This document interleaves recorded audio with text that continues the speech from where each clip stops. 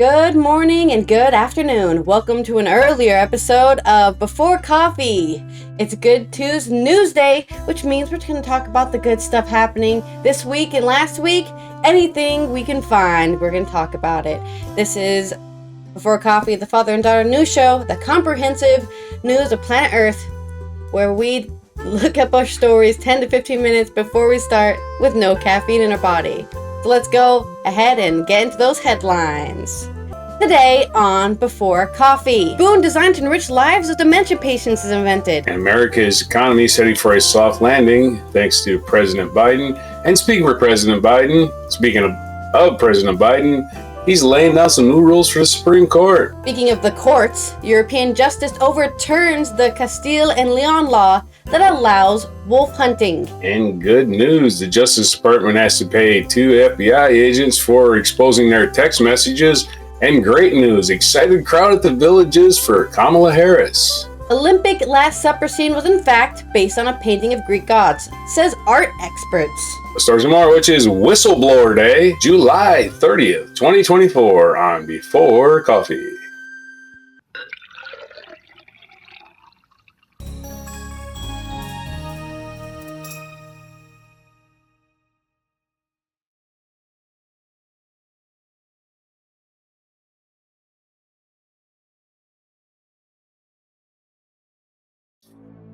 Okay, well, we're back from the intro and let's go ahead and talk about spoons. Do you like spoons? I like spoons because you can eat soup with spoons and I love soup. Storm Newton is telling us on The Independent about the tasty spoon that uses electrostimulation to enhance the flavors of food for patients experiencing loss of taste.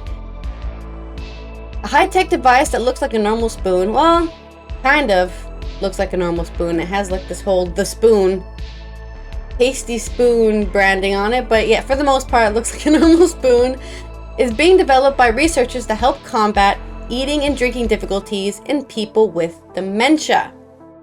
Known as a Tasty Spoon, the device uses electrostimulation to enhance the flavor of foods for patients experiencing loss of taste. People with dementia often have issues with eating and drinking due to symptoms like memory loss, not being able to recognize food, and a decreased sense of smell and taste. That can lead to a patient's losing weight and muscle strength. Yeah, I mean, who cares about eating if you can't taste anything? That's kind of true. I think it was definitely a problem with people during COVID. They're like, I don't feel like eating because I can't taste it. It's just like eating mush. Tasteless mush.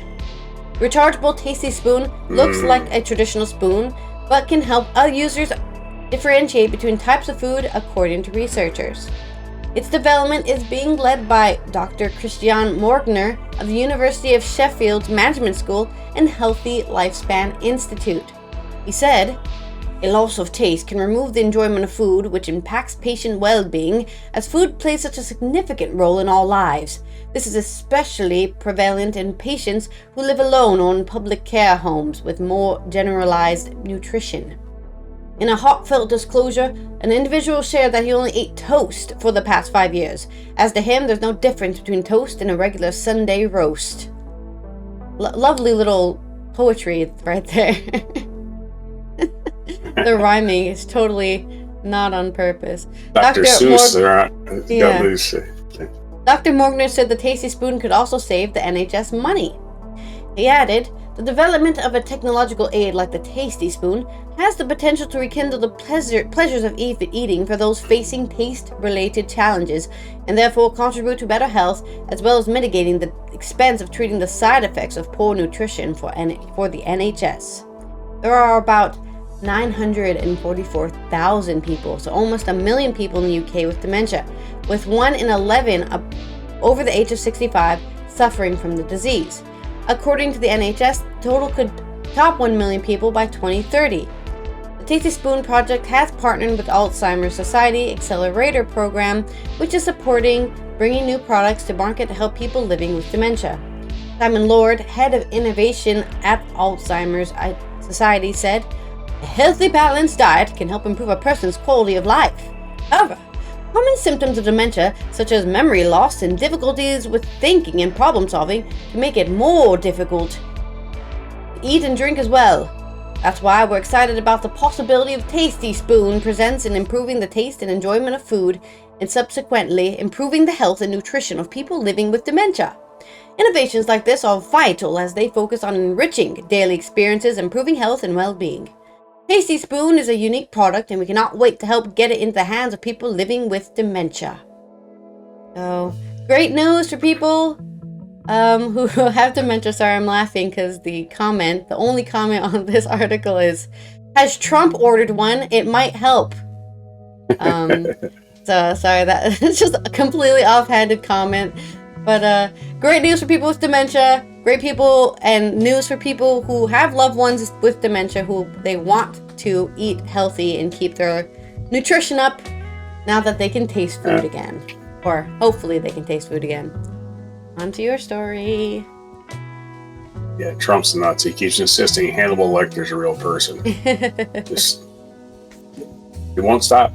I don't even know what point he's trying to make. That, oh yeah, I'm clearly demented.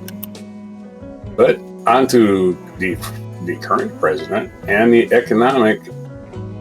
economy that continues to not fail, although people insisting it is for some reason. This is from Mark Sumner, Daily Kos. So it's just a kind of write-up of several inflation or economic things. The Biden-Harris administration is poised to pull off something that hasn't been managed in this century, something that has happened only one other time since 1965. They're about to stick the elusive soft landing with the economy. Whenever inflation increases, the usual instrument for bringing down its higher interest rates imposed by the Federal Reserve. Those higher interest rates can lead to a sharp decline in business purchases and consumer confidence. Buying drops off, the economy cools, and just like that, a recession. Economists were predicting a recession even before there was a spike in inflation during 2022. The huge disruption caused by COVID-19 pandemic, which temporarily sent employment soaring to the highest level since the Great Depression, required enormous government intervention to safeguard businesses and prevent individuals from losing everything. It would take some amazing policies to tame unemployment, bring down inflation, hold off recession. Managing all those while they're creating a renaissance in American manufacturing, bringing tech jobs back from overseas, and shepherding the stock markets to unprecedented heights seems like more than anyone could expect. Thank goodness the United States had President Joe Biden and Vice President Kamala Harris. Once again, economists were predicting cool down in the American economy during the second quarter of 2024. That didn't happen. Instead, GDP growth surged, inflation declined, business investments increased, and consumer confidence rose. Despite the continued high interest rates, consumer spending increased and businesses stock up inventories at a strong rate. Stocked up inventories. Best of all, those new orders from the businesses were not stocking up against some expected disaster or trying to replace lost inventory from a break in supply lines. Businesses made bigger purchases because they were also making greater sales. Economists have spent the last 4 years underestimating the policies of Biden-Harris administration and predicting a recession. That's not because they don't like Joe or Kamala. It's because they're working from what they've seen in the past. Not since the 1990s has a much vaunted soft landing been pulled off successfully. What made this possible is an economy that is incredibly robust on multiple fronts. The American Rescue Plan, the Bipartisan Infrastructure Bill, the Inflation Reduction Act, and the CHIPS Act work together like legs of a chair, giving the nation's economy the strength to weather the after effects of the pandemic. And not just survive, but grow. Policies of this administration legislation designed with the White House have brought an extended period of very low unemployment while spurring growth. The return of the American manufacturer is only getting started, but the momentum is headed in the right direction. Today's GDP report makes it clear we now have the strongest economy in the world, Biden said in a statement on Thursday. The Vice President and I will keep fighting. Vice President and I will keep fighting for America's future, a future of promise and possibilities of ordinary Americans doing extraordinary things. The only thing that is left to make sure that the next president will continue the policies that brought the U.S. through this storm and take the nation to greater growth and prosperity. Seems like there's only one good candidate for that job. The Economist didn't expect Thursday's good economic news, but you might think that after 4 years of seeing this administration, what this administration could accomplish, they could have little faith. So there's your positive article and another positive article about somebody doing something about the Supreme Court. And this is from the NPR Washington desk. Biden calls for term limits and enforceable ethics rules for Supreme Court justices. President Biden warned Monday that extremism is undermining public confidence in the court's decision as he called for term limits and an enforceable ethics code for the Supreme Court justices and what would be sweeping changes to the High Court and the way it operates. Speaking at the LBJ Library in Austin, Texas to mark the 60th anniversary of the Civil Rights Act, Biden said the Supreme Court previously defended civil rights aggressively, but now we live in a different era. In recent years, extreme opinions the Supreme Court has handed down have undermined long-established civil rights principles and protections, he said. The White House said earlier Monday that under the proposal, the president would appoint a justice every 2 years to spend 18 years in active service of the Supreme Court. Additionally, Biden called on Congress to pass binding, enforceable conduct and ethics rules that require justices on the High Court to disclose gifts, refrain from political activity, and recuse themselves from cases in which their spouses have financial or other conflicts of interest. We need a mandatory code of ethics for the Supreme Court, and we need it now, he said. Biden also called for a constitutional amendment that would limit the broad immunity of presidents now enjoy following a recent Supreme Court decision, which is horseshit. The nation was founded on the principle there are no kings in America, Biden said. Each of us is equal before the law. No one is above the law. For all practical purposes, the court's decision almost certainly means that the president can violate their oath, flout our laws, and face no consequences. Justices to the High Court enjoy a lifetime appointment and can decide on their own whether to adhere to the court's newly adopted ethics rules. Scrutiny of the court has heightened amid scandals involving Judge Clarence Thomas. We won't call him Justice anymore. Judge Clarence Thomas, who took free trips and received gifts from a conservative mega donor, and Samuel Alito, whose wife flew 2 flags associated with the far-right movement loyal to defendant J. Trump. President Biden also rallied against undisclosed gifts to justices worth hundreds of thousands of dollars and wealth benefactors who have interest before the very court they are contributing to conflicts of interest from those connected to the January 6th insurrection. Proposals are a long shot because of a constitutional amendment or congressional action. 2 routes that would likely be needed are next to impossible in the current political climate. But the plans themselves mark a sea change for Biden, who had previously resisted any changes to the court. Although it's unclear if Biden can make headway on the issue in his remaining months in office, the White House believes the issue of Supreme Court reform polls well among independent voters, Republican voters, and a large swath of important demographic groups. In 2021, soon after he was inaugurated, Biden set up a presidential commission on the Supreme Court, keeping a campaign promise he made when repeatedly pressed on whether he would expand the Supreme Court, pack it with justices more aligned with his worldview, which is what he should do, which is what Trump's going to do. That's what he's going to do. Candidate Biden said he opposed expanding the court, but he said he favored a kind of bipartisan commission that the White House set up. In December of that year, the panel, comprising legal eminence Greece, issued a report that Congress has the power to enlarge the court, but the panel took no position on doing so. On term limits, it appeared to suggest that a constitutional amendment was likely necessary. It pointed to the practical difficulties of implementing term limits at the same time there are sitting justices with life terms on the court. Yeah, well, if they did their jobs and just interpreted the competition, they would know that the Constitution sets no limit on the amount of justices on the Supreme Court at all. Doesn't say, just says there has to be a Supreme Court. That's all. That's your stories. Long as they are.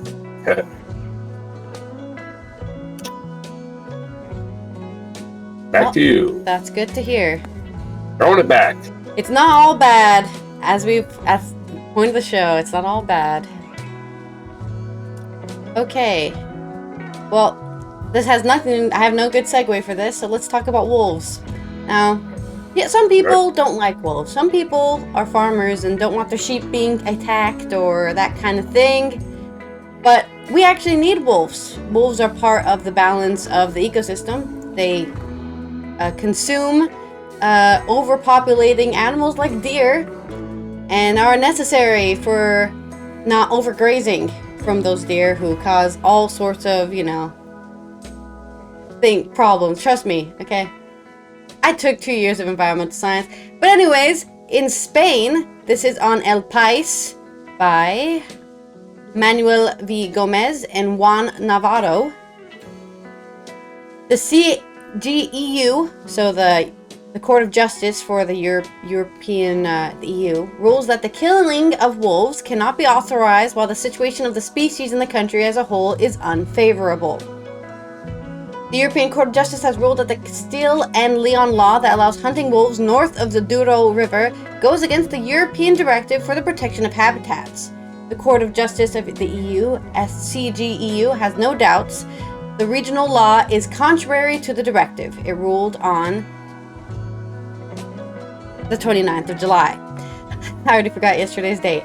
The consequences of this decision is that the wolf cannot be declared a huntable species in a part of the territory of a member state when its conservation status at the national level is unfavorable. This decision is added to the Constitutional Court, which in 2022 also declared part of the Castilian Leon's law illegal. The ruling announced yesterday on the 29th of July follows the line established by the European judges this month in relation to the order for the killing of a wolf in the Austrian region of Tyrol. Both then and now, the CGEU has said that the wolf, Canis lupus, cannot be declared a game species while its conservation status is unfavorable, and that state precisely unfavorable is what the species suffers in Spain. Therefore, it is not possible under European law for an autonomous community to declare that wolves can be hunted in a part of a national territory. From Castile y León, its Minister for the Environment, Juan Carlos Suarez Quinones, EP, has accepted the ruling, although he has added nuances. In Castile y León, we fully accept and share it. Here, the wolf has never been hunted if it did not have a favorable conservation status based on technical reports. It was hunted in the places where the largest wolf population in the world are. It will never be the subject of management measurements or hunting without a favorable situation. The minister has stressed that since 2021, the wolf has not been hunted, so the ruling is not currently applicable. Quinones has insisted that Junta is fighting for Castile y León to recover the management of the wolf to the north and south of the Douro, and has announced that the hunting activity would only occur when the species recovers. There will never be a hunting without a favorable situation. 5 years ago, the EU magistrates explained the regional government of Castile y León approved a regional hunting plan that allowed the hunting of 339 wolves north of the Douro River between 2019 and 2022. This program was approved with a regulation in force since 1996 that was repealed by another in 2021, which establishes a period of open to hunting the species from the 4th Sunday in September to the 4th Sunday in February of the following year. The decision to open the door to hunting wolves north of the Douro is due to the fact that the species is supposed to be in a better state of conservation. However, the ruling points out that such a decision must be based on data relating to the monitoring of the state of conservation of said species. But not only that, the ruling also adds this monitoring must be object of specific attention when the said species is considered in general terms a species of community interest. The community of Castile and León did not take that into account when preparing the controversial plan, the 2019 report said, according to which the wolf was in an unfavorable state of conservation in Spain, the ruling concludes.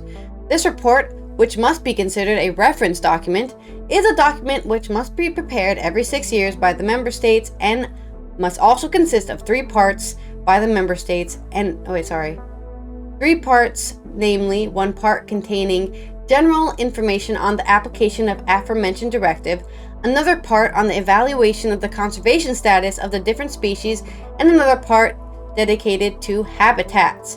And what was stated in the report is that the wolf population in Spain are in an unfavorable, inadequate state of conservation in the 3 biogeographic regions occupied by the wolf in said member state, namely the Alpine, Atlantic, and Mediterranean regions, including those located north and south of the Douro River. This report is now being criticized by Minister Sanchez Quinones, who says the Spanish government sent a 6-year report from 2012 to 2018 saying the wolf in Spain is in decline. It is not true, and the communities with wolves have shown that is wrong. In Europe, we have argued that this is not the case. Well, I think that is that's bias, perceived bias. If you're used to being in a time where you see 1 wolf every month or 3 wolves every month, and suddenly you're seeing 8. Yeah, from your point of view, oh my god, there's too many wolves around here! Oh, we're being overflowed with wolves! But if you take the general population into account, it's not really that many. Okay, just because you're seeing them more commonly does not mean that there's too many. At least that's my perspective on this situation. You're just used to a certain amount of wolf, and now there's too much wolf for you. Too much wolf! However, the judges indicate that the ruling... The Minister of Environment has assured that the government is prepared to the next report, and that this time it has asked the communities for the data. We will deliver it based on the reality that the wolf is expanding in territory and number. However, the judges indicate in the ruling that it is not enough for a species to be in a certain state of conservation at a specific point. Yeah, I saw 8 wolves last month. Oh, but I only saw 3 wolves this month. Okay, well that doesn't mean you suddenly have 1,000 wolves living in Spain, right? Just because you saw 8 last month. It's not like only humans are killing them. They die from disease, from their own injuries, from trying to take on a bull, whatever, you know? There's natural predators to wolves. They're not all the way on the top. Well, not predators, I should say, but there's natural causes of death for wolves. So, you have to keep that in account too. Just because you're not accounting for that doesn't mean they're not. However, the judges indicate the ruling that it is not enough for a species to be in a certain state of conservation at a specific point. Assessments must be carried out not only at local level, but also at the level of the biographic region, or even at the cross-border level. This applied to the case of the wolf in the north of Douro. Means that even if the species is in a better state of conservation in the area, that is not enough. After all, there's a mobility, and an animal from the south of Douro may cross the river.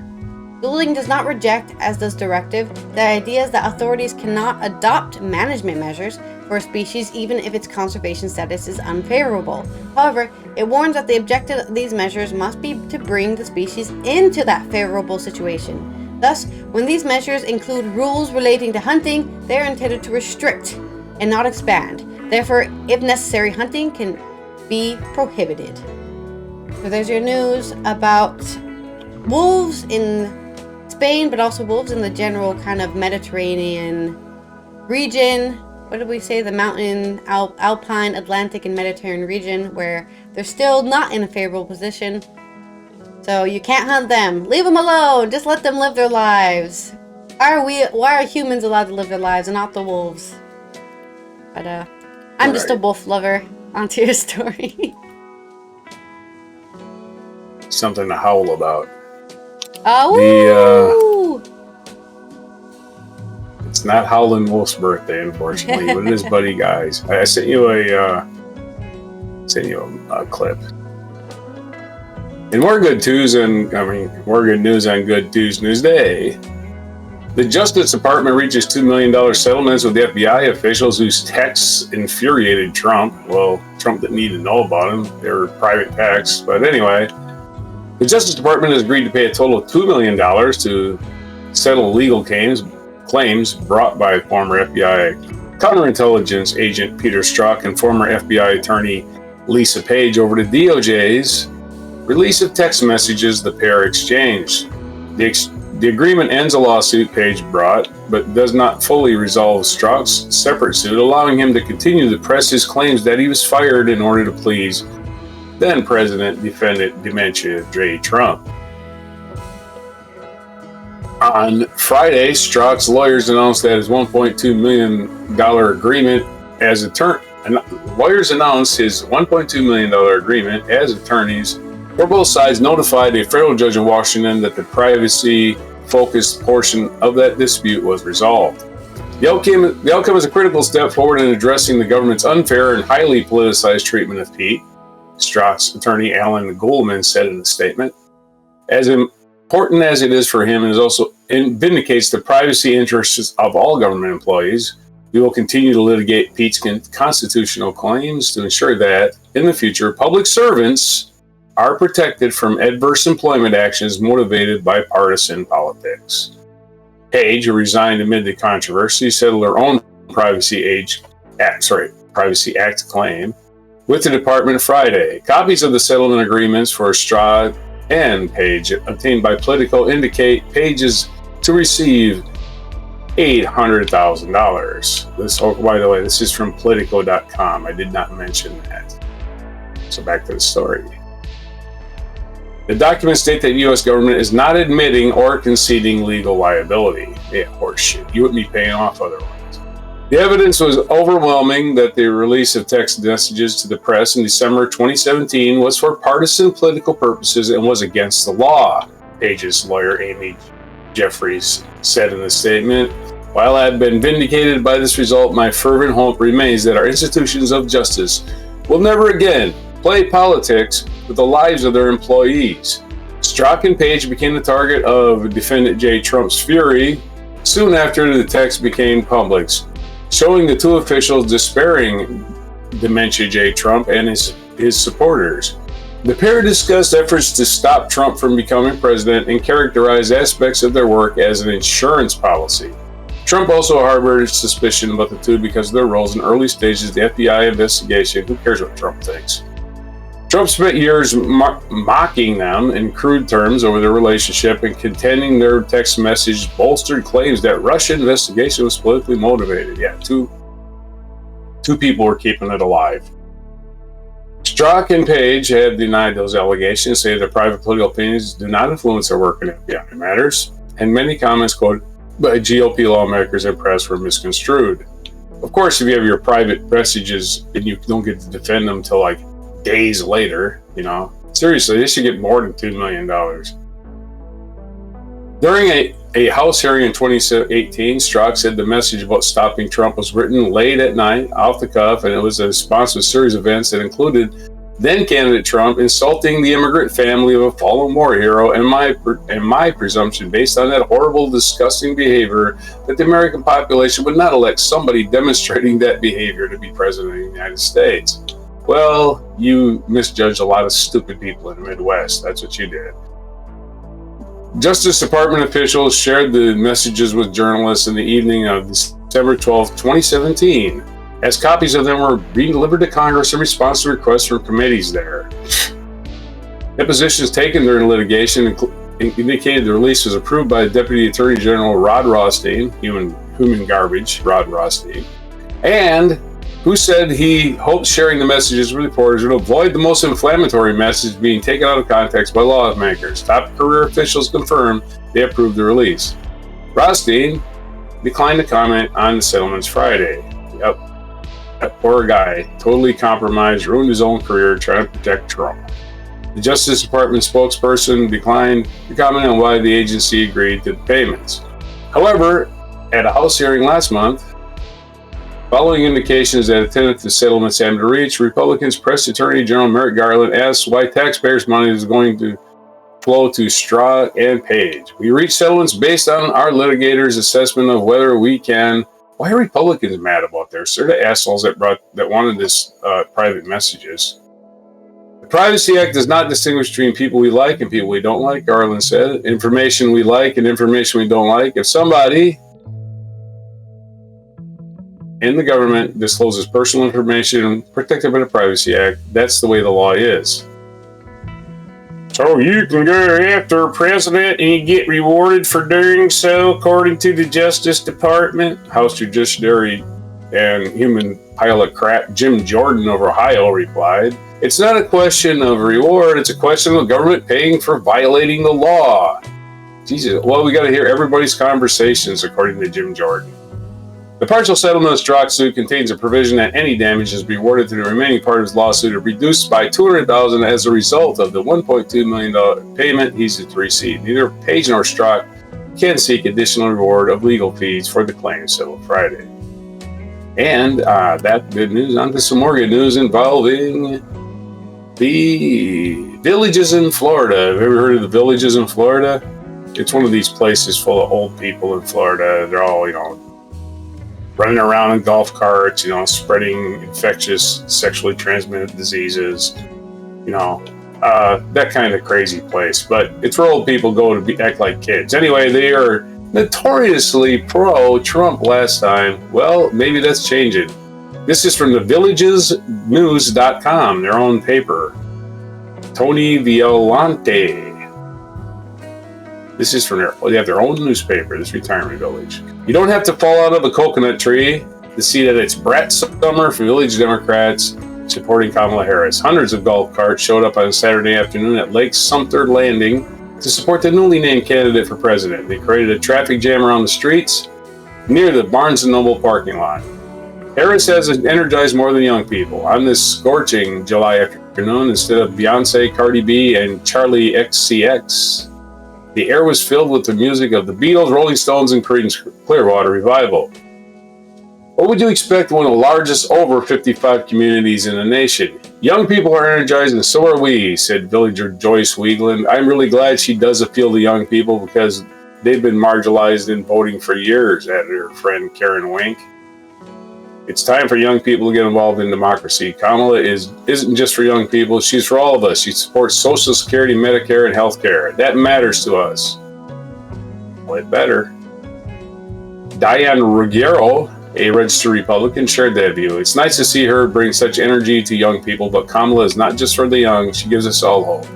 Why would a Republican vote for Harris? She's someone to be positive about, Ruggiero said. I'm tired of all the negativity. Who do we want and who we don't want and who we don't like? Now we have someone to like and be happy and excited about. I'm trying to be less negative, and it's great to be for something instead of against so many things. Ruggiero says she votes across party lines all the time. I'm fiscally conservative and socially liberal.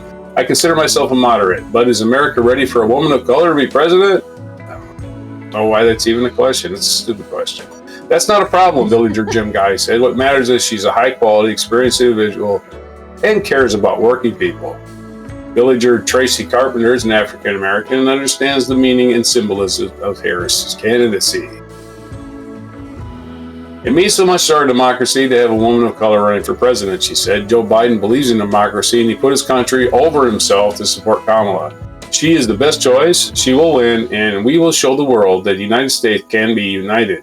Luke Carpenter, her husband, agreed. This country is ready for a woman president. He said, it's not just about color or gender. She makes us better, and she makes the world better. That's what presidents should do. Harris has taken stands on such issues as defending women's reproductive freedom, rejecting trickle-down economic policies, and standing up for democratic norms and values. That's why I'm here today, and I'm here for my children and grandchildren, said villagers Ira Friedman, 81, who came in a golf cart with his wife, Ellen. I think everybody came in a golf cart. I think that's the only mode of transportation you can drive there. Friedman grew up in a tough section of Brooklyn. Would those neighborhood tough guys vote for a woman president? Kamala is eloquent, but she's also a tough woman, he said, of the vice president and former prosecutor and attorney general of California. A tough woman is a turn for me. A tough woman is a turn for me. My wife is a tough woman, but a woman of color don't matter, Friedman said. Kamala is smart. Look, she's married to a Jewish man. Anybody who marries a Jewish guy is smart, says a Jewish guy. In addition to issues, Harris seems to have made pop culture and humor part of the campaign. Her coconut tree quote went viral from the internet. While growing up, Harris said in a speech that her mother often told her, you think you just fell out of a coconut tree? You exist in the context of all which you live, and that came before you. And then there's The Brat.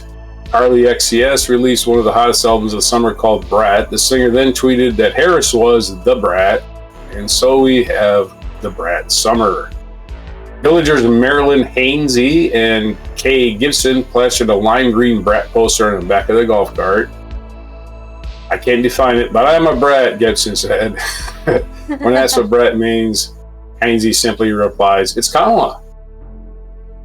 And there's your good news, feel-good story about the villages in Florida. Hope I didn't take up too much time.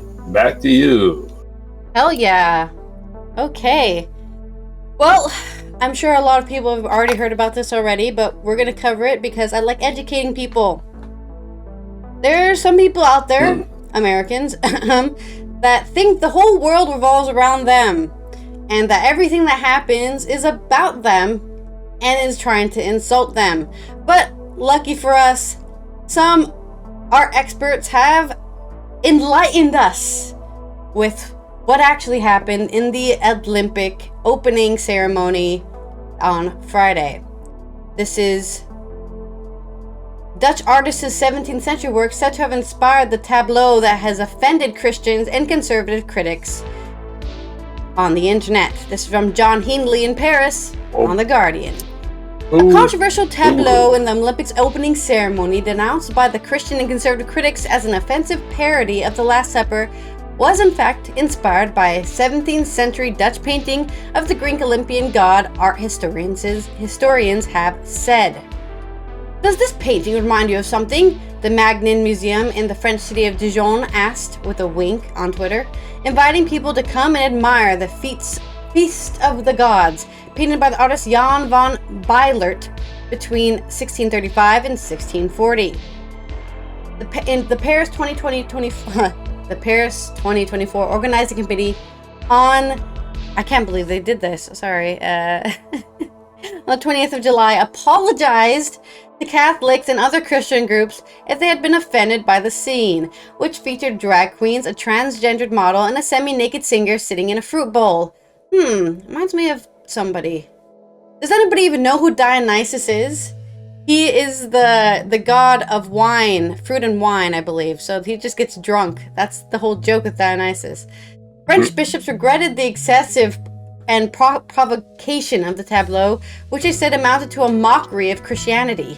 Far-right French politicians and conservative Christians in the US, elsewhere, have been more vituperative. Yeah, well, of course, the far-right French politicians are going to be like, something I can get populism for. Everyone, let's all get angry at something that doesn't matter. Vote for me in the next election, by the way. Leonardo da Vinci's much parodied The Last Supper portrays the final meal Jesus is said to have taken with his apostles. However, the creative director of the opening ceremony, Thomas Jolly, denied the scene, titled Festivity, was based on the painting. It wasn't my inspiration, he told BFM TV. I think it was pretty clear. There's Dionysus who arrives on the table. Why is he there? Because he's the god of feasting, of wine, and the father of Senquana, the goddess of the river Seine. In Friday's ceremony, which was watched by 23 million people in France, and according to a Harris poll, rated a success by 86%, Dionysus was played by the singer-songwriter Philippe Catherine. Sequana was in the later scene embodied by Florian Isert, and a non-commissioned officer in the Gendarmerie Nationale riding a metal horse along the river. The idea, Jolly said, was more to have a big pagan party linked to the gods of Olympus. Olympianism. You'll never find in me any kind of wish to mock, to denigrate anything at all. I wanted a ceremony that repairs and reconciles. Yeah, unfortunately though, there's people out there, demagogues out there, who don't want to repair and reconcile. They want to find something wrong so they can complain about it on Twitter and then get people to vote for them later. Jolly did not name the painting that inspired the tableau, but art historians in France and the Netherlands have pointed to Van Bijlert's work, a portrayal of the ancient Greek deities gathered for a feast on Mount Olympus. Dutch art historian Walter Schoneberg is now in no doubt. The tableau vivant, or living painting, is the opening ceremony of Paris 2024 was of the Feast of the Gods by Jan van Bijlert from 1635. Schoneberg said on Twitter. Well, he said it in Dutch, and people can translate it. It is actually, and it's in the museum in Dijon, so it's even it's even being kept in French. There's like so many reasons why this is not a Christian attack. Apollo, god of the sun, was recognized by his halo. Schoenberg said Dionysus by the grapes, Poseidon, god of the sea, by his trident, Artemis by the moon, and Venus by the cupid. Minerva, goddess of wisdom, and Mars, god of war, were also present. So there's no question that in this tableau of an insult on Christians, the historian said, we're talking about the Olympic gods in the representation of Van Beilert's work. The Greek gods came together on Olympus, where the ancient Greek games took place. The Magnum Museum did, however, acknowledge a similarity between the work and the Last Supper, which was painted more than a century earlier before the Protestant Reformation, which rejected Catholic art and even destroyed many works. That may go some way to explain the confusion. In the context of the Reformation, the artist found a strategy for painting a Christ-related Last Supper under the cover of a mythological subject matter, the museum said. So they're saying, historically, the artist who made the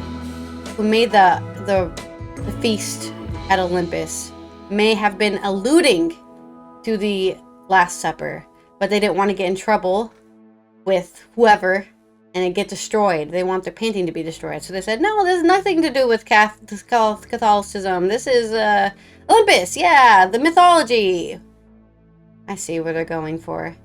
But that still doesn't make the ceremony an insult to Christianity. Catherine told Le Parisien newspaper he was proud of the performance, adding that the nudity was really the very origin of the games, and that he had been very happy to be part of the ceremony. Hugo Bardin, whose drag queen character Paloma took part in the tableau, was disappointed Paris 2024 had apologized. Yeah, me too. An apology means recognizing a mistake, recognizing you deliberately did something to harm, which was not the case, he said.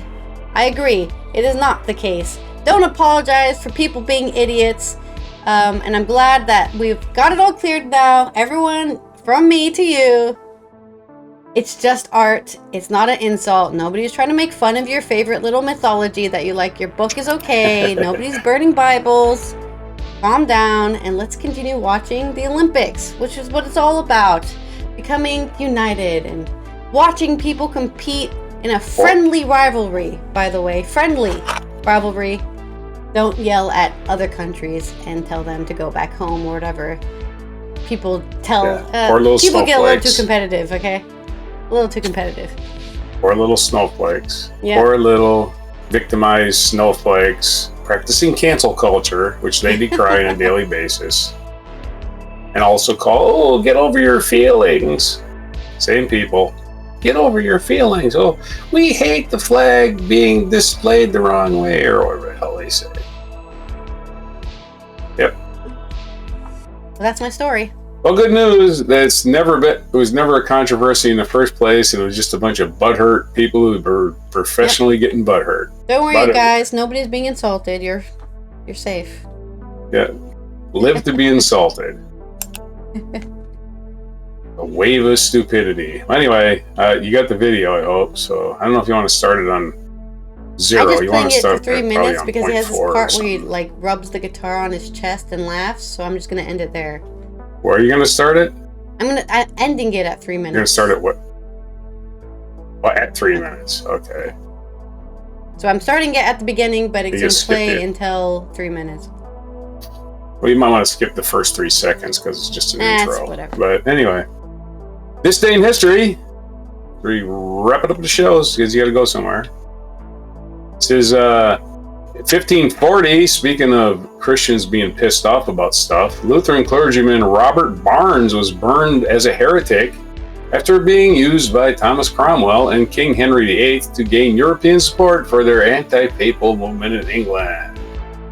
So Robert Barnes got made into a piece of toast today in 1540. In July 30th, 1863, Henry Ford was born. Of course, Henry Ford he invented anything, but he perfected mass production. American industrial automobile manufacturer Henry Ford revolutionized factory production with his assembly line methods. 1921 is the day that insulin was first isolated as a pancreatic extract by Canadian scientists Sir Frederick G. Banting and Charles H. Best. He was the best. 1930, Uruguay defeated Argentina to win the first World Cup in football, also known as soccer in America. 1936 is the birthday of American blues musician Buddy Guy. Buddy Guy turning 88 today, and he's still around. Who's noted for his slashing electric guitar riffs and passionate vocals. He was born in Lettsworth, Louisiana. Still around. Also still around is Jimmy Cliff. Born in... What's that? Ow. 1944 is the birthday of another legend who's still around, Jimmy Cliff, the reggae singer, Jamaican ska reggae musician, who starred in the film The Harder They Come, which helped popularize reggae around the world. He was born in 1944. Paul Anka was born in 1941. I think Paul Anka is still around. Let me see. Paul Anka. He is still around. So we got 3 birthdays today of guys that are old, but they're still around. Paul Anka turning 80. Paul Anka turning 83. Buddy Guy turning 88. And Jimmy Cliff turning 80 today. Pretty cool that they're all still around, huh? I didn't think Paul Anka was still around, but I had to look it up. And other news in this day, Frank Sinatra sang with the Tommy Dorsey Orchestra in his last recording before venturing on a solo career, and this day in 1942. 1945, the USS Indianapolis was sunk by Japanese submarines shortly after delivering the internal components of the atomic bombs that were later dropped on Hiroshima and Nagasaki. Some 900 men died, many of whom succumbed to shark attacks, dehydration, and salt poisoning as they awaited rescue. If you wanted me to choose, I think I would just want to die in a nuclear explosion instead of being nibbled to death by sharks. Just me. Just me. 1956, the phrase, "In God We Trust," became the national motto of the United States, which again violates the Constitution, declaring a God that we have no idea exists or not as a de facto thing, which we have no idea and we have no proof, so declaring it a thing is absurd. 1965, the U.S. President Lyndon B. Johnson signed amendments to the Social Security Act that established Medicare and Medicaid. So happy 59th birthday to Medicare and Medicaid. The 2 things I'll be depending on very soon. 1975, former Teamsters President Jimmy Hoffa disappeared on this day. If you're wondering what day Jimmy Hoffa disappeared, it was July 30th, 1975, almost 50 years ago, and has not been found. 2007, Swedish screenwriter and director Ingmar Bergman died at the age of 89. He's known for his bleak depiction of human loneliness, vulnerability, and torment. Also the brother of Ingrid Bergman.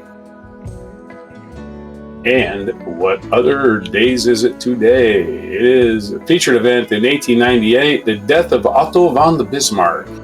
Otto von Bismarck, who as Prime Minister of Prussia 1862 to 73 and 1873 to 1890, used ruthlessness and moderation to unify Germany, founding the first German Empire in 1871 and serving as its first chancellor from 1871 to 1890. He died on this day in 1898, so I think they had moved on to another leader by then.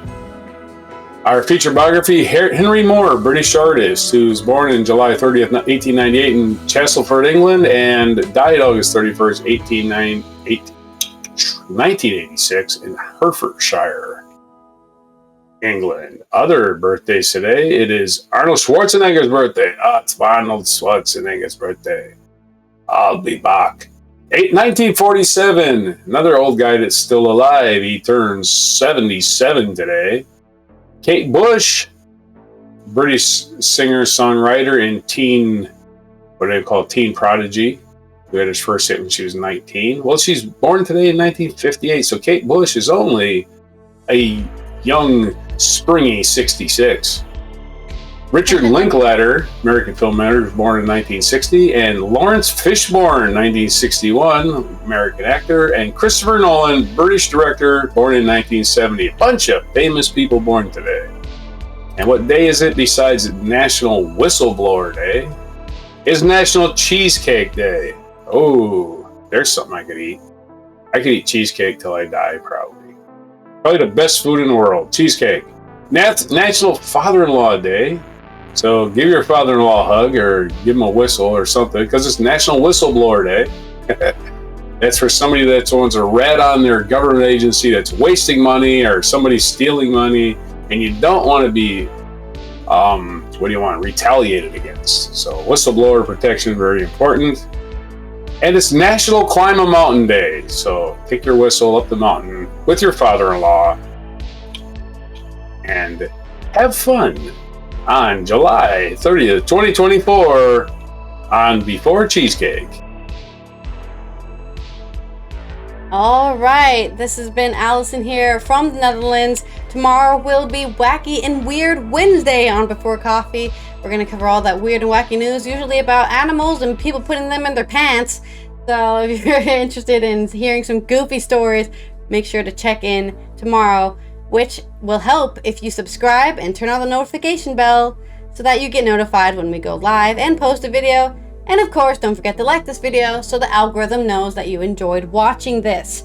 We will see you tomorrow. Take care out there. Keep yourself in a normal temperature. Wear sunscreen and drink water. And let's watch our mic drop moment.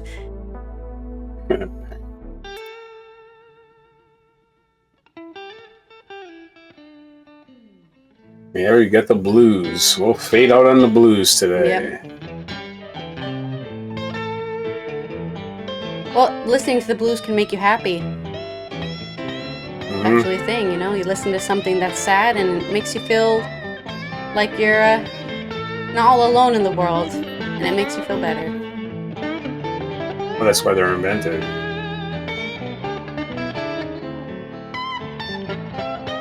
You feel like nothing's ever gone right. Woman left you, car broke down. Lost your job. Rent's due. For me, as a musician myself, it's just nice to see somebody else face. Get into it like that. Yeah.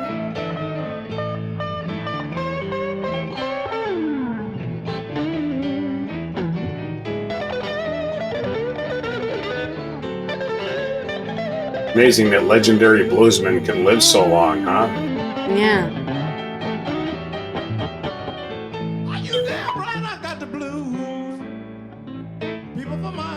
Born during the Great Depression, before World War II.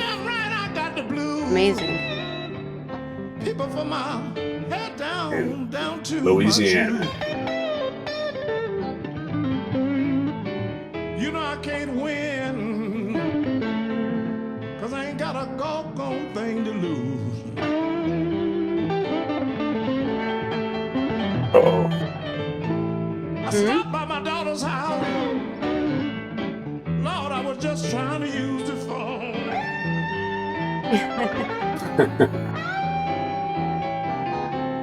Stop by my daughter's house. Man, I was just trying to use the phone, man.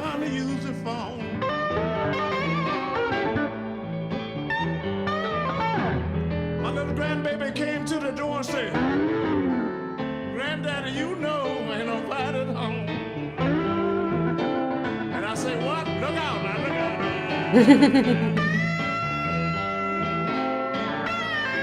I like just to be a blues piano player. Just sit there and just bang them keys all day. Dun, dun, dun, dun, dun, dun. Basically, yeah.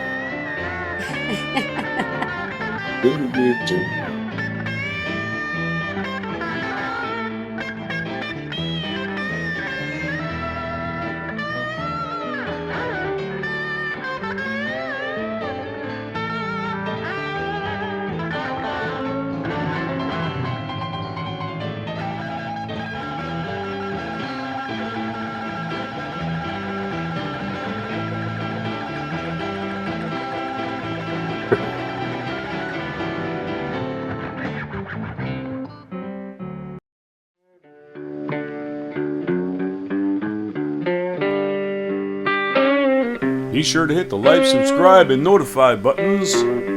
and follow our other channels, Toxic Alley, History of Gravy, and Scratchy Old Records.